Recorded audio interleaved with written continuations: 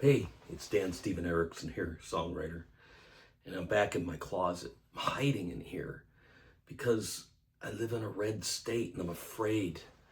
I'm afraid they might come after me because it seems like that's where we are in America.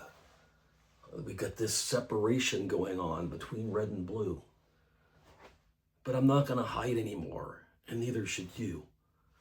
I was born in New Hampshire, where the motto is live free or die. If we want to make sure that we keep America a strong democracy where everyone has rights, we need to stand up now more than ever. If you've been paying attention to what's going on in the world, in the United States, in the news, in Minneapolis, you know that yesterday a man was shot and killed who was simply protesting and observing what was happening on the streets of Minneapolis. In fact, he tried to help a woman who had slipped and fallen or was slipping on the ice. And then the ICE agents came after him. He had a permit to carry a gun, and he had a gun with him. By all the videos, it appears that his gun was taken away from him, and then he was shot multiple times. I didn't count, I'm not sure. Too many times. Basically, he was executed. And there are people in this country that support that. On my Facebook feed, I see people laughing at anybody who comments against what happened. These people who support it. They think it's funny. It's not funny, friends. It's not funny at all. And it's time that as American people, we all stand together and unite. I don't know what that means, but we can't do it. I'm in my closet. We can't do it from our closet. Sure, maybe 20 people will watch this video in the next week. It's not going to do much good. We can't do it from our keyboards and from our closet. We have to get out on the streets. I'm not saying that we need to become violent. In fact, that might be what they're hoping for. We have to be patient. We have to be calm. But we have to rise up. See, these people who are in support of ICE just watched a man's First Amendment rights, Second Amendment rights, Third Amendment, most of his rights. They watched them be completely ignored. He couldn't practice his First Amendment rights without being killed. He couldn't practice his Second Amendment rights without being killed. His Fourth Amendment rights were completely ignored. What is going on, friends?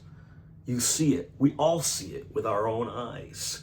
And like my motto from the state of New Hampshire, live free or die, it's where I was born. We got to do something because we won't be living free much longer if we let this continue. We've got to change. We've had protests. They need to double, triple in size. We need to have national strikes. We need to let our voices be heard. We are not going to put up with this. You know, we just have to be careful not to incite violence because that is what they're hoping for.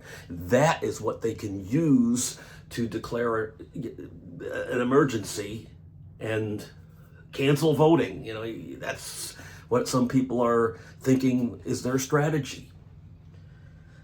And if you look at it, it is pretty close to the playbook of 1930s Germany.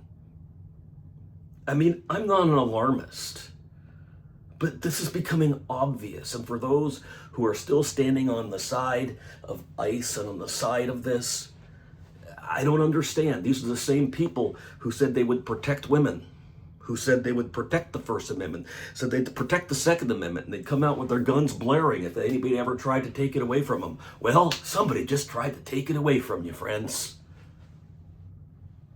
Think.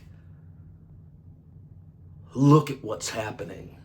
This is not normal. This is not the America I know.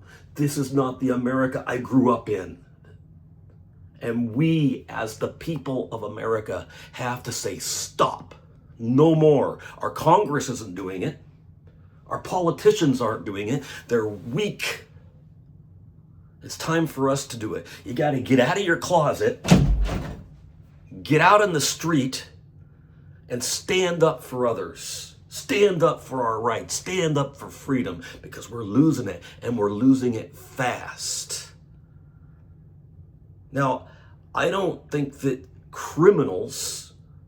actual criminals should remain in our country if they're not legal citizens. However, people who have come into our country because their situations were horrible and they are trying to become citizens shouldn't be ripped back away. And that's what's happening.